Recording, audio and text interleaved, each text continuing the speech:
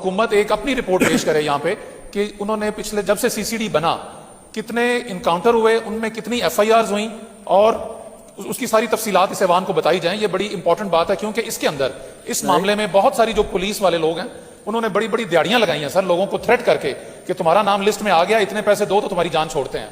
दो चार बंदों का बिस्मिल्लाहिर्रहमानिर्रहीम। अस्सलाम वालेकुम नाज़रीन। मेंबर पंजाब असम्बली वकास महमूद मान आज उन्होंने पंजाब असम्बली में सीसीडी के ऊपर सवालात उठाए हैं। क्या पूछा उन्होंने कि सीसीडी की रिपोर्ट मंगवाई जाए कि आज तक कितने इनकाउंटर किए हैं उन्होंने। दूसरी बात, सीसीडी की आड़ में पुलिस वाले अब दिहाड़ी लगाते हैं, लाइन ऑर्डर की क्या सिचुएशन है। तीसरी बात, वो ये मान रहे हैं कि सीसीडी आने की वजह से जराइम में कमी आई है। लेकिन इसके बाद दूसरी जो बड़ी बात है वो ये है कि ये जितना इसको सीसीडी को अख्तियार दिया गया है कि एक ही बंदा जज है, वही प्रोसिक्यूटर है, वही फैसला करने वाला है, तो वो कैसे ये सारे फैसले कर सकता है कि ये बंदा जराइम पेशा है लिहाजा इसे मार दिया जाए। और बाद में उसकी फैमिली को धमकाया जाता है कि पुलिस में जाओगे तो तुम्हें भारी नुकसान होगा या उसका अजाला करना पड़ेगा।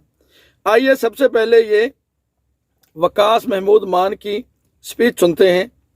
वीडियो अच्छी लगे तो लाइक कीजिएगा और चैनल को सब्सक्राइब कर लीजिएगा। आइए सबसे पहले ये वीडियो देखते हैं। तो मैं खुद विटनेस हूं जनाबे वाला पुलिस की कारकर्दगी। सोशल मीडिया पे कई वीडियोस वायरल हुई कि कोई वजीर साहब या हुकूमती एमपीए जो हैं वो गुड्डी उड़ा रहे हैं और पीछे जो पुलिस कांस्टेबल है उसने पिन्ना पकड़ा हुआ है। 2-3 दिन पहले मेरे जिला में एक वाकया पेश आता है, एक मर्डर हुआ था और उसका जो मुदई था उनकी कोर्ट में हेयरिंग थी। वो 11 बजे गए कोर्ट में हेयरिंग के लिए और शहादतें देनी थी। उस वक्त जज साहब ने उन्हें कहा कि आप 2 बजे दोबारा आए। वो काफी ज्यादा लोगों की शहादतें थी। उन्होंने कहा कि हमें लाइफ थ्रेट है, इससे पहले हम डीपीओ से सिक्योरिटी भी मांग चुके हैं, हमें सिक्योरिटी नहीं मिली और जो मुलजम है वो हमें धमकियां दे रहे हैं। मगर जज ने बात नहीं मानी। जज ने उनको 2 बजे दोबारा बुलाया। 2 बजे जब वो दोबारा जा रहे थे, जो मुदई थे, बाप बेटा के ऊपर कातलाना हमला हुआ, बाप मौके पे कत्ल हो गया और बेटा जो है वो अभी भी आईसीयू में है। तो ये तो सिचुएशन है लॉ एंड ऑर्डर की। इस पर्टिकुलर एग्जांपल ने ना पुलिस ने सिक्योरिटी दी, उन्होंने एप्लीकेशन दी डीपीओ को और जज साहब ने भी उनकी बात नहीं मानी। इस तरह के हालात जो हैं हमारे पंजाब में लॉ एंड ऑर्डर के। आप मुझे दिल पे हाथ रख दिया सारे जितने मेंबर बैठे, क्या सीसीडी के आने से इस तरह के वाकयात जिनका आप जिक्र कर रहे हैं? सर मैं खुद कहता हूं कमी आई है। कमी आई ना, लेकिन सुन लेना, मुझे बात पूरी करनी है। एक्स्ट्रा जुडिशियल किलिंग है सर। सीसीडी देर से ज्यादा है। नहीं सर, सीसीडी ने जो कार्रवाइयां की, जिस तरह आपने कहा, मैं भी मानता हूं कि इस क्राइम में कुछ कमी आई है डर और खौफ की वजह से। लेकिन सर आप मुझे एक बात बताएं, पाकिस्तान किसी आइन और कानून के तहत चलेगा ना? जज ने अपना काम करना है, वकील ने अपना करना है, इन्वेस्टिगेटर ने अपना करना है। अगर एक ही बंदा जो है वो वकील भी बन जाए, वो प्रोसिक्यूटर भी बन जाए और वो जज भी बन जाए और वो जिंदगियों के फैसले करे कि मेरे ख्याल में ये बंदे जो है ये इसको कत्ल कर देना चाहिए, ये बंदा जिंदा रह सकता है, ये उसको तो आपने खुदा बना दिया।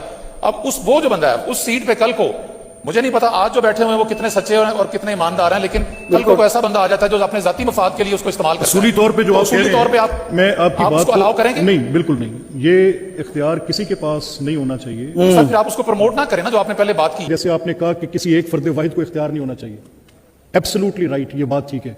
एक्स्ट्रा जुडिशियल किलिंग, अदालत से बाहर किसी को ये इख्तियार के किसी की जिंदगी छीने, बिल्कुल नहीं होना चाहिए। मान साहब आप मेरे भाई हैं, मैं आपकी बात को बहुत वेट देता हूँ। You are amongst those members जिनकी बात को मैं सुनता भी हूं और गवर्नमेंट से जवाब भी मांग के देता हूं। आपसे मैं ये तवक्को करूंगा कि आप इसको कोजेंट रीजन पे लेकर आए। इसी पे बहस मेरा आपसे जिम्मेदारी रही। Whenever we will set next, मैं आपसे कहता हूं सीसीडी की फॉर्मेशन हुई है in such and such month of last year.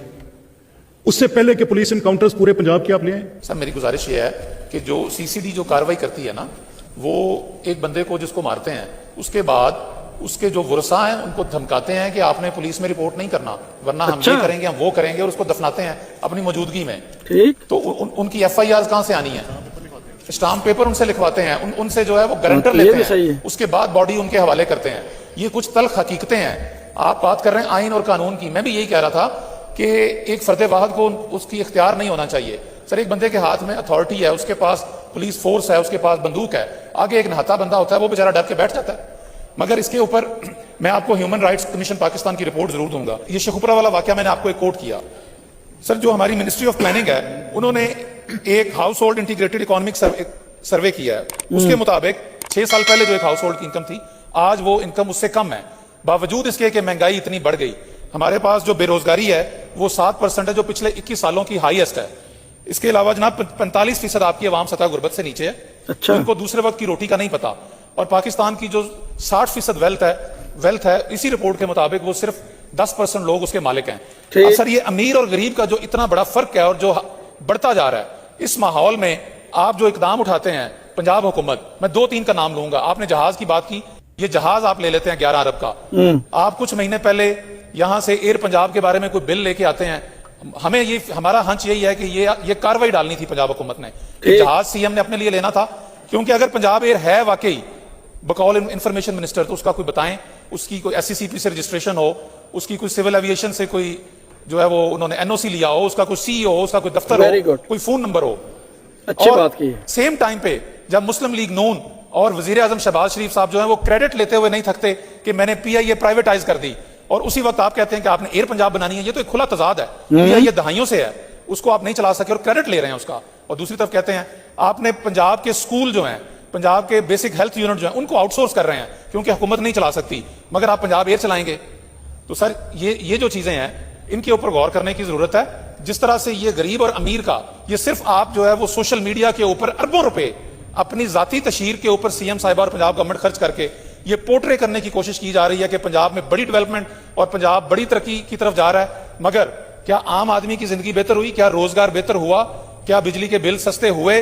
क्या लोगों की जो जिंदगी है, जो मौशी जिंदगी है, उसमें कोई बेहतरी आई? वो नहीं आई। तो फिर ये जो बुलंदोबाज दावे हैं, जब आपकी इकोनॉमी की ये कंडीशन होगी सर, वर्सन ऑफ होगी, तो क्राइम भी बढ़ेगा। उसकी वजह से भी लोग क्राइम की तरफ आएंगे जब भूख भंगड़े डालेगी। तो गुजारिश ये है कि जब इतनी गुर्बत और इतनी अफलास हो और इतनी महरूमियां हो, तो फिर अशराफिया और हुकूमतों का ये काम नहीं बनता कि वो 11-11 अरब के जहाज लें। उनका सर, मैं आपको एक आखिरी बात करता हूं। आप भी जिंदगी में कभी गए होंगे, आप बड़े आदमी या नहीं जाते होंगे, लेकिन हमें कभी कभार DPO ऑफिस या किसी DC दफ्तर में जाना पड़ जाता है।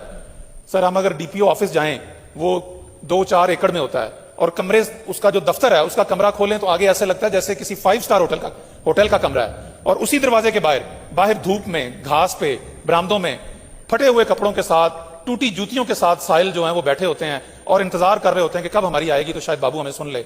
और दरवाजे के इस अंदर 5 स्टार होटल का समा होता है, और दरवाजे की उस तरफ बाहर जो है वो भूख और अफलास और नंगा नाच रही होती है। अगर कोई एम्पैथी, कंपैशन और सिंपैथी है, कोई अखलाकियात हैं, तो फिर इन लोगों के ऊपर कुछ सोचें। Thank you.